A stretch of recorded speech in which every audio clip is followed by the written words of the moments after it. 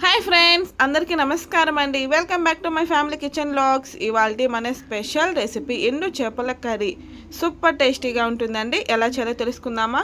ముందుగా ఎండు చేపలను తీసుకొని నీట్గా వాష్ చేసుకున్న తర్వాత ఆయిల్ వేసుకొని కొంచెం కలర్ చేంజ్ అయ్యేంత వరకు వేపుకోవాలి. ఇలా వేపుకోవడం వలన కర్రీలో వేసుకున్నప్పుడు విరిగిపోకుండా ఉంటాయి. అలాగే టేస్ట్ అయితే చాలా బాగుంటుందండి. ఇలా కొంచెం కలర్ చేంజ్ అయిన తర్వాత ఒక ప్లేట్లోకి తీసేసుకోండి. ఇప్పుడు అదే ఆయిల్లోనే 2 ఆనియన్స్ను సన్నగా కట్ చేసుకొని వేసుకోవాలి. ఆనియన్స్ గోల్డెన్ కలర్ వచ్చేంత వరకు వేపుకోవాలి. ఇప్పుడు ఇందులోకి 1/2 టీ స్పూన్ ఫ్రెష్గా దంచుకున్న అల్లం వెల్లుల్లి పేస్ట్ వేసి కలిపేసేయాలి.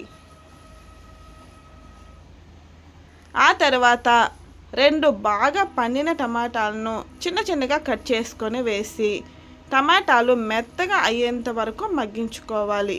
ఇందులోకి కొంచెం కరివేపాకు కూడా వేసేసుకోండి. ఫ్లేవర్ చాలా బాగుంటుంది. ఎండు చేపలు అలాగే వంకాయ కానీ ఏ కాంబినేషన్ అయినా బాగుంటుంది కదా. ఇలా సింపుల్గా ట్రై చేయాలి అనుకున్న వాళ్ళకు ఇది మంచి రెసిపీ అండి. ఇప్పుడు ఇందులోకి 3 వెల్లుల్లి రబ్బలు, 1/2 టీ స్పూన్ పసుపు, అలాగే 2 టేబుల్ స్పూన్ కారం వేసుకోవాలి.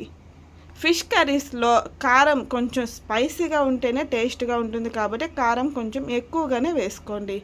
ఆ తర్వాత చింతపండు రసం వేసుకోవాలి. ఇప్పుడు ఇందులోకి 1 గ్లాస్ వాటర్ని కూడా వేసి 2 నిమిషాలు కొంచెం మరిగించుకున్న తర్వాత చేపలను వేసి కలుపుకోవాలి. అలాగే 1 టేబుల్ స్పూన్ వేయించిన ధనియాల పొడి, రుచికి సరిపడా సాల్ట్ వేసుకొని బాగా కలుపుకున్న తర్వాత మూత పెట్టి 10 మినిట్స్ మీడియం ఫ్లేమ్లో కుక్ చేసుకున్నారంటే ఎండు చేపల కర్రీ రెడీ. చాలా అంటే చాలా టేస్టీగా ఉంటుందండి. చూసారు కదా గ్రేవీ ఎంత పర్ఫెక్ట్గా వచ్చిందో. మీరు కూడా ట్రై చేసి మీకు ఎలా వచ్చిందో కామెంట్ చేసేయండి. అలాగే మరిన్ని సింపుల్ రెసిపీస్ కోసం మా ఛానల్ని సబ్స్క్రైబ్ చేసుకోండి. అలాగే ఫాలో అవ్వండి.